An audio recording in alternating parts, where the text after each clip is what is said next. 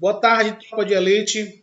Professor Roberto Cláudio, professor de História, voltando mais uma vez, trazendo um grande assunto, um grande conteúdo para vocês que estão se preparando para o concurso da Guarda Municipal ou Polícia Municipal de Fortaleza. A denominação, né, a gente ainda não sabe, mas oficialmente é Guarda Municipal, mas poderá ser oficialmente também Polícia Municipal. Então, o nome, a definição não vai mudar muito a sua atribuição, que é cuidar do cidadão, cuidar da nossa cidade e cuidar do nosso patrimônio. Elva, vamos para frente. Pessoal, hoje eu trouxe para vocês esse assunto aqui. Aula 9, Fortaleza na Segunda Guerra Mundial. Sim, Fortaleza na Segunda Guerra Mundial, não apenas a nossa cidade, mas o Estado e o Brasil, né? Nesse conflito, nessa contenda que aconteceu entre 1939 e 1945, da qual o nosso país participou, foi agredido covardemente e, portanto, a nossa pátria, né, reagiu de acordo com a agressão, com a declaração de guerra. Então, nós temos um momento da nossa história, a Segunda Guerra Mundial, em que nós enviamos para a Itália, né, um dos locais do conflito, lá na Europa, cerca de 25 mil soldados brasileiros, entre eles cerca de 350 aproximadamente, pracinhas cearenses, tá?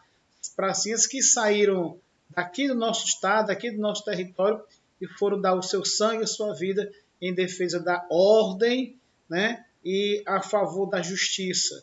Então, pessoal, a nossa aula de hoje, a aula 9, nós vamos falar sobre a presença norte-americana em Fortaleza. Sim, os americanos procuraram os nossos governantes, nosso líder, no caso na época Getúlio Vargas, e ofereceram, né, várias vantagens, inclusive a construção, né, de aeroportos para, logicamente, ter acesso a alguns locais de conflito, alguns locais de beligerância, né, de guerra, e esses locais aí, o Nordeste ficava mais próximo do acesso dessas regiões de conflito, ou seja, Natal, Fortaleza, Recife, todas essas regiões aí, todas essas cidades, elas ganharam a presença norte-americana.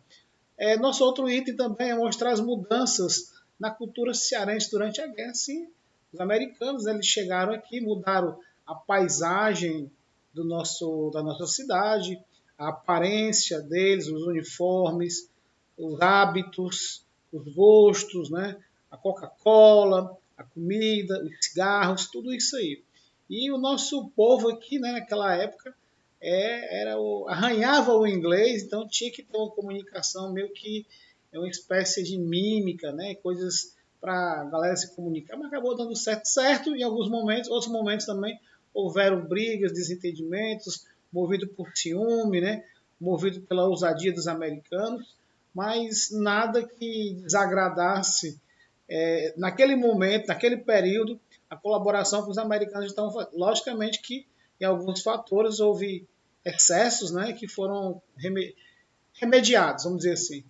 Outro assunto, pessoal, é reconhecer a importância da localização de Fortaleza para os esforços de guerra, falar sobre um episódio muito interessante, que é o quebra-quebra de 1942, e um outro grupo de soldados, mas não que pegaram as armas, mas que foram defender também a pátria, são os soldados da borracha, os heróis esquecidos. Esses deram a sua vida não no fronte de batalha, mas num local que era necessário para os esforços de guerra, né, considerados assim o norte do Brasil, né, na região norte, o Seringais, né, o Acre, o Amazonas, o Pará e outros estados ali que estavam tendo a extração do látex, né, do seringais.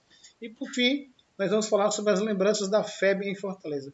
Ok? Vamos para frente, tropa. Pronto, como nós falamos, o recorte temporal da Segunda Guerra Mundial é de 1939 a 1945, quando o mundo ele entra mais uma vez em conflito. Tivemos a Primeira Guerra há pouco tempo, né, 1914 a 18, e o mundo nesse período estava vivendo uma denominação chamada de período entre guerras, ou seja, não havia uma paz ainda certa, garantida, havia sim disputas, havia ameaças, né?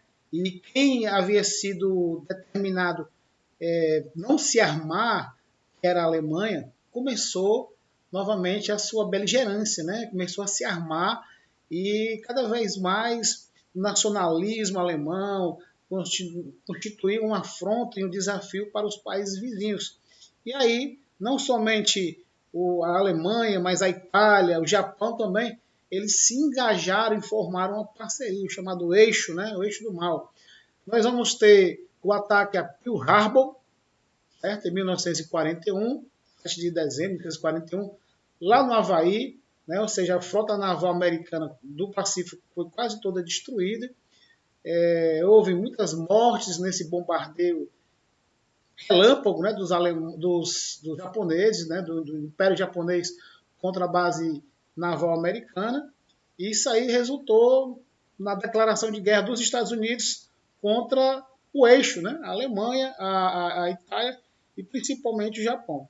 Bom, o Brasil na guerra, galera, aconteceu o seguinte: nosso território continental ele não sofreu nenhuma ameaça, mas o nosso território marítimo contou com uma presença de embarcações, no caso submarinos, tanto alemães quanto submarinos italianos, que por aqui começaram a praticar uma série de bombardeios, torpedeamentos, e afundando diversos navios do nosso, tanto o nosso, né, da nossa bandeira, quanto navios estrangeiros também. Nós temos aqui em 1942 o submarino U-507, certo? Esse submarino tem nível arma, né, de guerra dos alemães. Eles causaram em poucos dias diversos estragos, tanto de passageiros, né, de pessoas, quanto de cargas, de navios, afundamento e prejuízo, né, até ele ser localizado e ser afundado.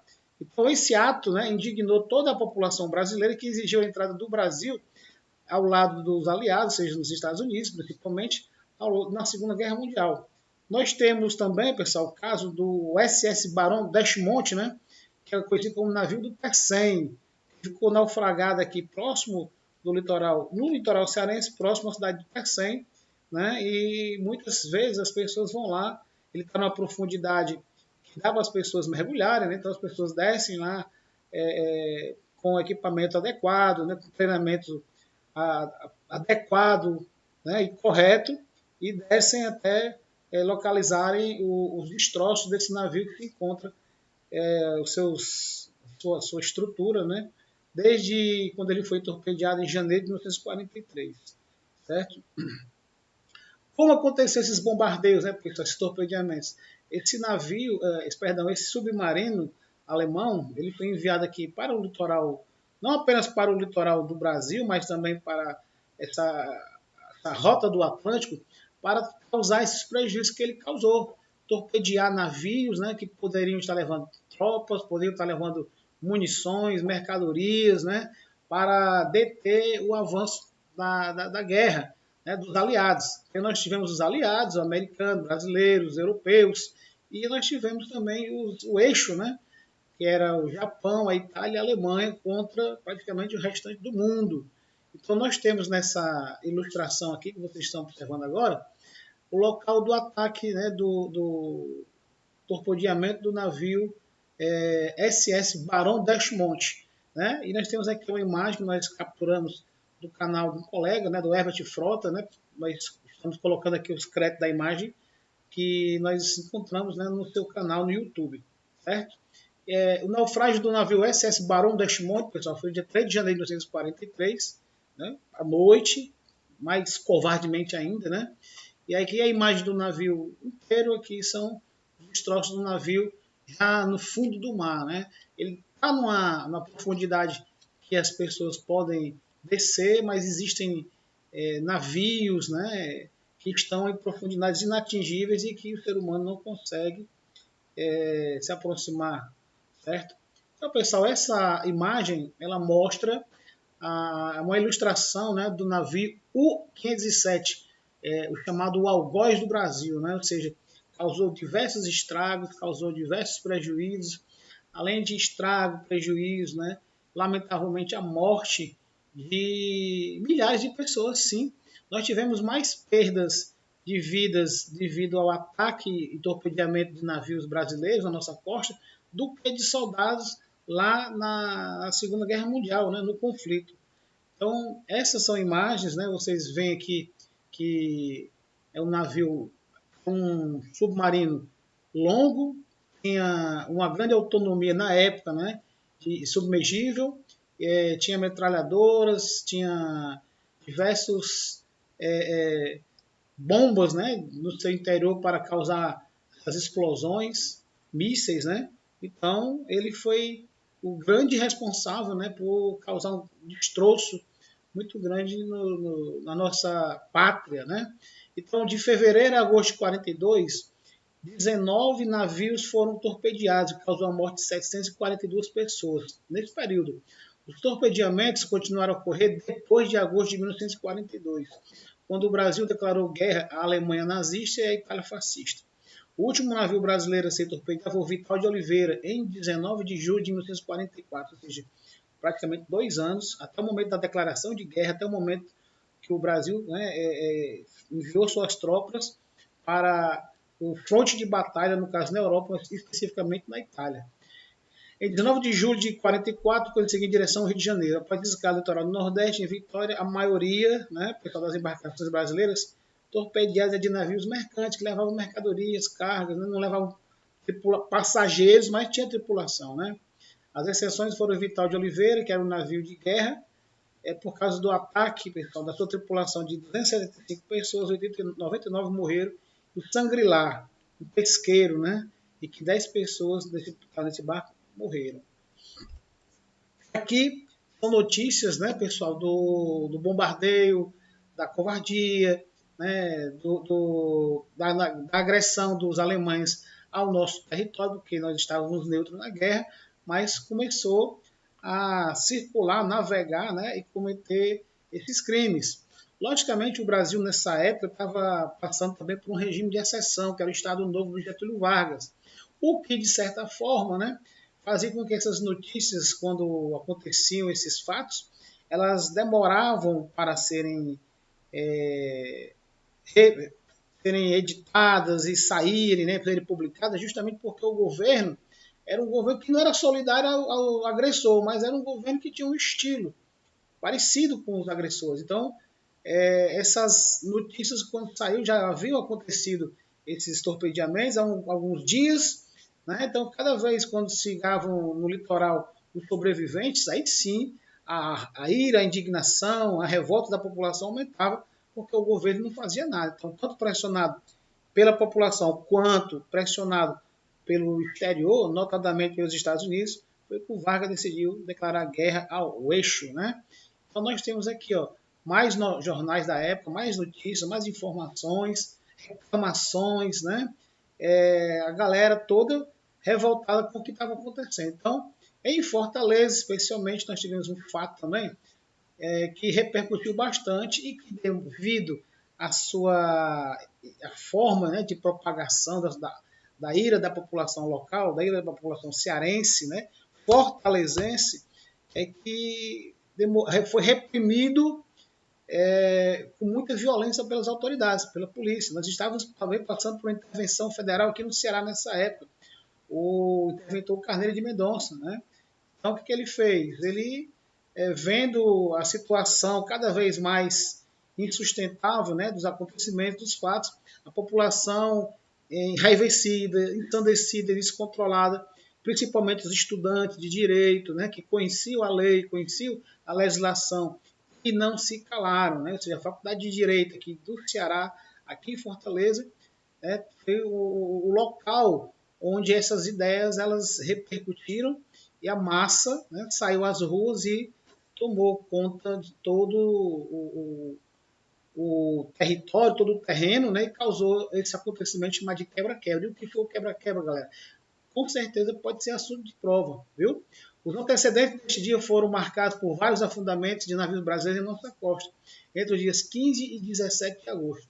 Foram a pique cerca de 6 navios com a bandeira do Brasil, na costa do estado da Bahia e Alagoas. Foram os seguintes: Baependi, Araraquara, Aníbal Benévolo, Itajibá, Arará, né, pessoal? E o Jacira, com grande perda de vidas, exatamente 629 brasileiros, certo? criou-se um clima de ódio e revolta popular. A 18 de agosto de 1942, perante uma nova onda de torpedeamentos de navios brasileiros, realizou-se na capital cearense uma grande passeata liderada pelos acadêmicos da Faculdade de Direito, feita aos gritos de "Morra Hitler e seus asseclas". Acabou provocando um incidente conhecido como quebra-quebra, no qual, olha aí, a massa enfurecida depredou e saqueou vários estabelecimentos e residências pertencentes a alemães, italianos e japoneses, como a loja A Pernambucana, né, ligada à família Ludegri, de origem alemã, cujos diretores eram alemães, e a Casa Veneza, loja e departamento pertencente ao cônsul da Itália de Francesco. A camisaria O Álvaro, o consulado da Alemanha, o jardim japonês da família Fujita, que vivia da floricultura. Para a revolta da população, não se pode destacar o autoritarismo e a censura da ditadura brasileira, né? Ou seja, da ditadura Estado novista, e a falta de posicionamento oficial do governo brasileiro diante da guerra. Então, o Vargas, mesmo recebendo essa carga de torpedeamentos, afundamento de navio, perda de vidas humanas, ele não fazia nada. Então, foi preciso esse sacode, né? E esse acorda para que o Brasil declarasse guerra ao eixo. Então, nós temos aqui, pessoal, imagens de 1942 do quebra-quebra, certo? Nós temos aqui o crédito das imagens, né, também do site Fortaleza Nobre, tá? Mas nós também temos essas fotos, né, que foram batidas por um estudante da Faculdade de Direito, certo? Que ele indignado, né, com esses acontecimentos, ele acabou registrando também toda essa ação que aconteceu na cidade de Fortaleza. Bom, então a partir dos desdobramentos, tanto da agressão dos navios brasileiros, da agressão, né, dos japoneses aos Estados Unidos, né, lá na base de Pearl Harbor, no Havaí, o presidente dos Estados Unidos, né, o Roosevelt, ele entrou em acordo com Getúlio Vargas, pediu a colaboração dos brasileiros, já que havia também essa indignação brasileira, né, para que o Vargas cedesse o território nacional para a fundação, né, criação de bases navais e aéreas aqui no nosso território. E aí o Vargas, né, prontamente respondeu com um sim, né, com aceito dessa solicitação. Os serviços secretos da Alemanha tomaram conhecimento de que, embora não envolvidos diretamente na guerra, Estados Unidos e Brasil já estavam definindo sua posição diante dos fatos que se desenvolveram no campo da Europa. A Inglaterra, que era grande aliada dos Estados Unidos, começou a ser atacada, bombardeada, né? E aí ela, logicamente, estava pedindo ajuda ao governo americano. Os americanos estavam enviando tanto recursos financeiros como equipamentos, logística, e acabou se envolvendo por conta da agressão, né, dos japoneses. Com efeito, vários meses antes do ataque japonês a Pearl Harbor, o governo norte-americano, antevendo seu inevitável envolvimento no conflito, obtivera do governo brasileiro o devido assentimento para construir algumas bases em nosso território. O Atlântico Sul, fronteira líquida entre a África e a América do Sul, ganhou extraordinária significação estratégica para todas as potências em guerra. Fortaleza e Natal se tornaram o centro dessa ótica geográfica e militar, pontos fundamentais para as operações que se desenrolaram do outro lado do mar, a chamada plataforma de apoio. Receba! Olha, pessoal, essa imagem aí. Essa imagem eu consegui num site militar. Essa imagem ela tem várias animações, né? Quando você passava o mouse, ela mostra, e você tanto via a quantidade de cargas, navios cargueiros que circulavam nessa área, os trajetos, né, de aéreo, né, dessas embarcações também, dessas aeronaves que eram acompanhadas, né, escoltadas muitas vezes. Então essa imagem aqui mostra o fluxo, né, tanto no Nordeste e das bases que tinha fora do Nordeste. Você tem ali Belém, Fortaleza, você tem Natal, você tem Recife, né?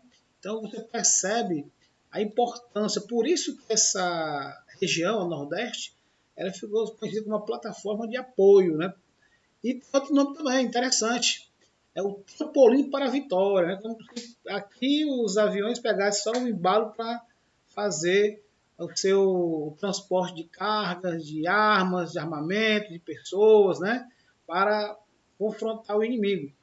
E também, né, estava bastante municiado e preparado para o confronto com os aliados, né? Não é à toa que o general Rommel era conhecido como a raposa do deserto, né, por conta da resistência que ele desencadeou, né, contra os ataques, a reação dos aliados. Aí nós percebemos mais uma vez nessas imagens, nesses slides, né, galera, feitas para vocês, que essa região do Atlântico Sul, entre os dois continentes, o americano e o africano, virou uma rota, né, de embarque, desembarque, de voo, decolagem, provavelmente também de muitas mortes, né, esse trecho todo devido à intensidade de embarque e desembarque de tropas que eram levadas para o fronte de batalha, tanto na Europa quanto na África, certo? E aqui em Fortaleza, galera, pronto, vamos entender e compreender agora. Cenários da Segunda Grande Guerra em Fortaleza. Primeiro, construção da pista e base americana no bairro do Pici. Problemas com as condições de pouso, né? Ou seja, os pilotos estavam reclamando do vento que batia na cauda, né, na traseira, e que dava aquele desequilíbrio no pouso, tornando o pouso instável, inseguro. Então, pela segurança, né, dos pilotos, dos equipamentos, essa base ela não vingou, ela foi desativada. Mas ficou lá, ela foi iniciado o projeto dela. Havia uma outra opção, né, que era a Mucuripe Field, na Aldeota, próximo à Praça Portugal. Só que o projeto ele foi arquivado antes mesmo de iniciar qualquer tipo de reforma, ampliação, devido ao que, pessoal? A expansão imobiliária, ou seja, as pessoas já projetavam aquela área, aquela região da Aldeota como uma área nobre. Então, se aquela base houvesse sido erguida ali, a pista de pouso, né, iria apropriar vários imóveis, terrenos que tinham ali, iria justamente para eles, né, naquela época, as pessoas da época iriam desvalorizar aquele trecho, certo? Por isso que ele foi rejeitado também, foi arquivado. Interessante, pessoal, que o Porto Mucuripe ele começou também a sofrer reformas, uma mudança, e essa pista viria a calhar devido à proximidade, né, com o Porto Mucuripe. Mas, como foi negado, procuraram mais uma alternativa. E aí, finalmente, eles encontraram a pista do Cocorote. Olha a denominação que eles usaram. Logicamente que essa expressão cocorote, pessoal, é uma denominação da expressão que é cocorote, né? A rota do cocó. Então, já nesse linguajar cearense, né? Dessa forma de brincar, de levar tudo na ironia, né? O nosso jeito moleque, ficou o cocorote, né? Essa região ela ficava já na área que já tinha uma pista de pouso, eles fizeram só ampliar, melhorar, né? E essa pista ela deu origem ao aeroporto Pinto Martins, né? Então, como eu falei, outra obra estrutural foi a aceleração da reforma da dragagem e ampliação do Porto Mucuripe. E também uma novidade, né? O cearense acostumado a olhar para o céu nesse período de guerra, eu vi aqueles aviões, né, planando alto e muitas vezes preocupado, né, com a possível agressão. Eles perceberam a presença de dirigíveis, de naves que chamaram a atenção deles pelo seu formato, contorno, pelo seu silêncio, né, em voo. São essas naves aqui, os Bricks americanos, ó, chegaram na base aérea do Cocorote, né? Então você tem esses dirigíveis com a tripulação que ficava horas ali navegando, circulando o nosso litoral, né? Em busca de localizar algum tipo de embarcação suspeita. Então você tem uma imagem aqui que você está vendo de terra, né? Ele passando próximo das jangadas, né? Logicamente essas jangadas elas estão na praia, mas você tem uma visão aérea, né? Do, do que ele observava de baixo, né? Ou seja, quanto mais alto até mesmo a dificuldade de localizar submarino e navios, né? Ou seja, embarcações que eles estavam tentando atacar, né? Ou seja, responder à altura a presença desses navios no nosso território, né? No nosso litoral. Fortaleza no tempo da guerra, galera. Bora lá, galera. Bora, selva, selva, selva, vamos estudar. O povo, orientado pelos governantes, tomava suas preocupações. Aí só. A principal era os exercícios de blackout, expressão inglesa para significar escuridão total. Durante as noites de blackout, apagavam-se todas as lâmpadas da já precária iluminação pública citadina, na nossa cidade. Portas e janelas envidraçadas deveriam ser cobertas com pano ou papelão negro, ou seja, evitar, né? Eles imaginavam que se os submarinos estavam se deslocando até aqui para atacar nossas embarcações, provavelmente também poderia aparecer por aqui um bombardeio aéreo, né? Então havia esse treinamento, né? E essa preocupação. Havia também uma pessoa escolhida, né, pessoal, que era um cidadão que ficava observando se as pessoas cumpriam rigorosamente aquilo que é determinado. Todas as notícias sobre a guerra eram dadas por uma única rádio aqui na cidade, a Rádio Pré-9, que, né, logicamente, falava da guerra em todos os seus territórios, né, ou seja, em todos os seus continentes, a guerra na Europa, a guerra na África, o que estava acontecendo no dia a dia. Então, a audiência dessa rádio era grande e a preocupação com qualquer tipo de notícia que falasse de chegada de navios, embarcações ou até mesmo de voos, né, que pudesse causar um transtorno, um temor muito grande, as pessoas ouviam, né, com bastante cuidado. O temor de bombardeiro era muito verdadeiro, a população suspeitava de qualquer um que pudesse vender ou mandar informações para o eixo. Esses informantes eram chamados de quinta coluna, né, que eram chamados de dedo duro. Pessoal, paralelo à guerra, existiu também uma outra guerra, mas não uma guerra armada, uma guerra contra os itens, né, básicos que estavam faltando para preencher os esforços de guerra, que era o Exército da Borracha. Então, o Exército da Borracha representou um valoroso esforço de guerra do Brasil na luta dos Estados Unidos. Ele foi para satisfazer muito mais o interesse dos americanos do que nosso. Nós começamos a alistar soldados, principalmente sertanejos, né? Trouxemos aqui para o porto de Fortaleza, ali o porto na beira-mar, né? E dali as pessoas eram embarcadas para destino incerto.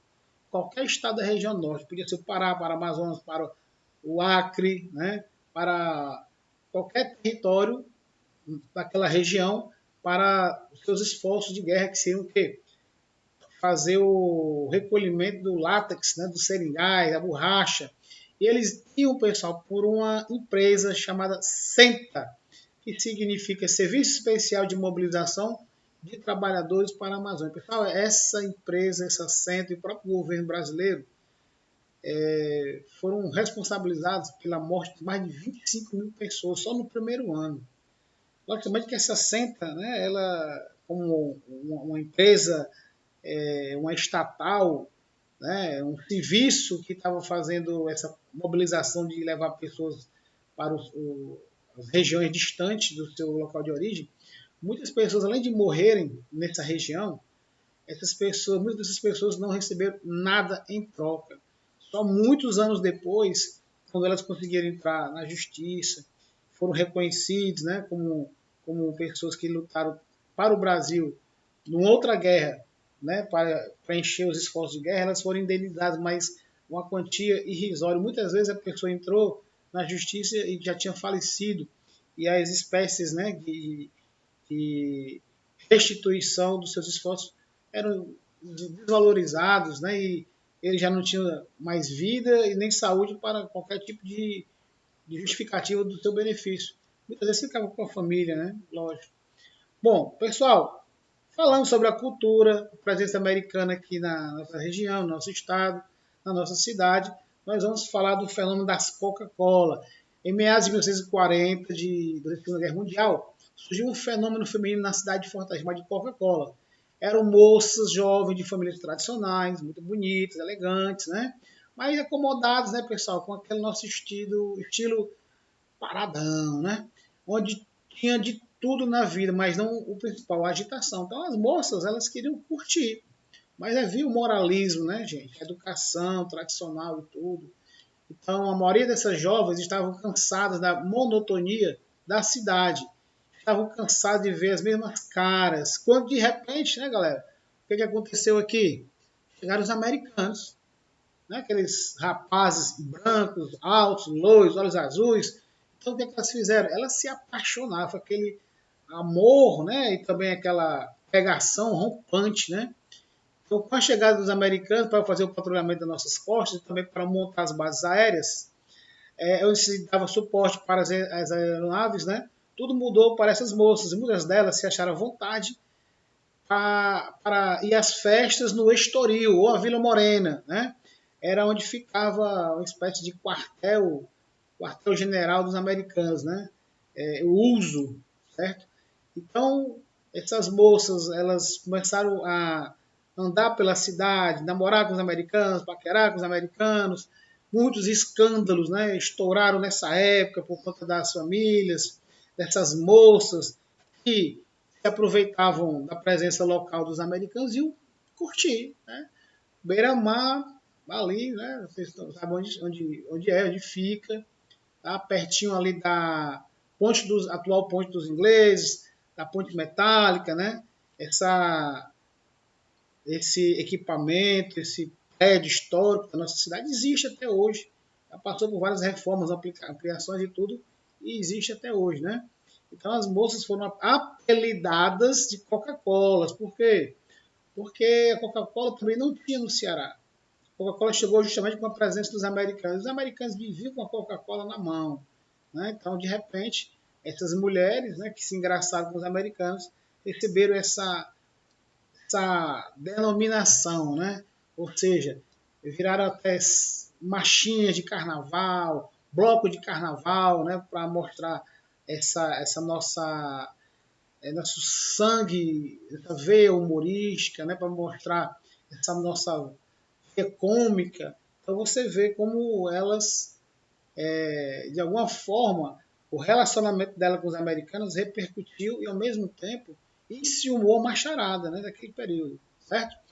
Gente, nossa saudação, nosso cumprimento aqui a todos os soldados que lutaram pelo Brasil, né, soldados cearenses e brasileiros na Segunda Guerra Mundial. Nós temos aqui foto da nossa visita à seção cearense dos pracinhas, né? Nós temos aqui os militares brasileiros cearenses que lutaram durante a Segunda Guerra Mundial e que deram a sua vida, né, pela nossa liberdade, né? Então aqui é foto da Associação dos Ex-Combatentes do Brasil, seção Ceará. Fica ali próximo do Shopping Benfica. Procurando no YouTube, no Instagram, você procurando no Google, né, você vai encontrar. Coloquei a Associação dos Ex-Combatentes do Ceará, Associação dos Ex-Combatentes do Brasil, seção do Ceará, que você vai encontrar o endereço. Nós temos aqui uma foto antiga, né, de 2014, onde nós temos aqui a presença de um amigo nosso que já faleceu, de camisa azul, o senhor Juarez, né, juntamente com outros ex-combatentes. Essa foto foi tirada em 2014, então provavelmente algum desses combatentes não esteja mais vivo entre nós, né? Mas são considerados heróis por todos nós. Pessoal, para finalizar, eu trouxe para vocês essa pergunta, essa questão aqui. Primeiramente, quero avisar que eu não consegui identificar o autor da questão, então peço logo desculpa, né? Se alguém se achar ofendido por eu não ter solicitado, né, permissão para ou identificado a pessoa. Eu estou justificando, eu não encontrei o dono, né? Se é o autor da questão. Mas vamos lá. Sobre o Ceará no contexto da Segunda Guerra Mundial, quais das alternativas abaixo são verdadeiras? Pense aí, galera. Vamos lá. Item 1. A população vivia um clima de tensão, inclusive sendo realizados na capital treinamentos para a defesa de possíveis ataques aéreos. Aí você vê se isso aí é verdadeiro ou falso. 2. Ocorreram diversas manifestações públicas demonstrando a franca oposição ao bloco do eixo, né? oposição ao bloco do eixo. A passeata conhecida como quebra-quebra, na qual a casa e comércio de pessoas de origem alemã e italiana foram atacados. Veja, se você voltar à nossa leitura, você vai saber se está certo ou verdadeiro. No ano de 1943, a base militar dos Estados Unidos começou a ser construída em Fortaleza. A construção da base se justificava pela proximidade em relação ao continente africano e também pela possibilidade de patrulhamento do Oceano Atlântico. Tempo para pensar, galera. E aí, o que vocês marcariam no chute ou na segurança, na certeza, né? Vamos lá analisar rapidamente. Estou preocupado com o nosso tempo aqui também. A população vivia um clima de tensão? Sim. Inclusive sendo realizados na capital treinamentos para a defesa de possíveis ataques aéreos? Correto. Nós falamos agora há pouco, né? Nós lemos sobre o blackout, né? Ou seja, à noite se apagava as luzes da cidade com medo de um ataque aéreo. O item 1 é verdadeiro. 2. Ocorreram diversas manifestações públicas demonstrando a franca oposição ao bloco do eixo. O eixo era a Alemanha, era a Itália e o Japão, justamente, né, os agressores. A passeata, conhecida como quebra-quebra, na qual casa e comércio de pessoas de origem alemã e italiana foram atacados. Verdadeiro. Faltou a questão acrescentar aí também os japoneses, né? Mas ele está dando aí a citação de dois países, os alemães e os italianos. Pessoas de origem desses dois países foram atacados? Sim, verdadeiro. Então, item 1 e 2, verdadeiro. Será que nós já temos a resposta? Vamos lá, 3. No ano de 1943, a base militar dos Estados Unidos começou a ser construída em Fortaleza. A construção da base se justificava pela proximidade em relação ao continente africano e também pela possibilidade de patrulhamento do Oceano Atlântico. Então, o item 3, pessoal, também é verdadeiro, porque os Estados Unidos começaram a montar a sua base aqui no nosso território, com a justificativa, né, pessoal, de ter um acesso maior ao continente africano. É tanto que essa região nordeste e as bases de Fortaleza e Natal era chamada de trampolim para a vitória, devido também ao patrulhamento do Oceano Atlântico. Vamos lá, surpresa! Pá! Quem marcou a letra A? Pode comemorar, você acertou, garoto, garota, beleza? Então, galera, aqui são os links acessados, né, durante a pesquisa, e aqui são as nossas fontes, né, nossa bibliografia, da qual nós fizemos a consulta dos nossos assuntos e textos, né, para que você pudesse participar, ter um conteúdozinho aqui para... Pessoal, fiquem acordados, né, para essas aulas. Acordado, que eu digo assim, no sentido mesmo literal. Alguém disse para mim recentemente que às vezes dava sono assistir aula de história. Gente, a gente está fazendo aqui um esforço de guerra para que vocês possam aproveitar essa oportunidade, esse momento, e ingressar na carreira de vocês, no sonho de vocês, né? Então, ó, aula 9. Pessoal, eu queria também divulgar outra coisa, ó. Nós fizemos aqui esse livretozinho. Esse livreto, ele tem todas as aulas que nós já fizemos. Nós temos aqui até a aula 9, ou seja, que está publicado aqui até a aula 9, tem exercícios, tem a apresentação da aula 1, aula 9, tudo.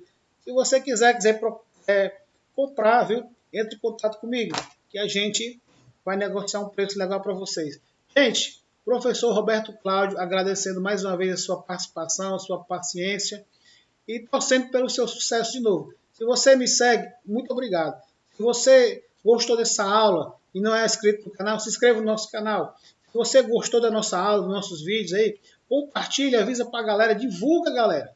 Tá certo? Não estou ganhando nada de ninguém, não estou pedindo um tostão a ninguém. Eu quero só fazer o melhor para vocês. Essa aula é cansativa? É. E agora surgiu uma preocupação para mim, pessoal. Vai ter o concurso para professor da Prefeitura de Fortaleza.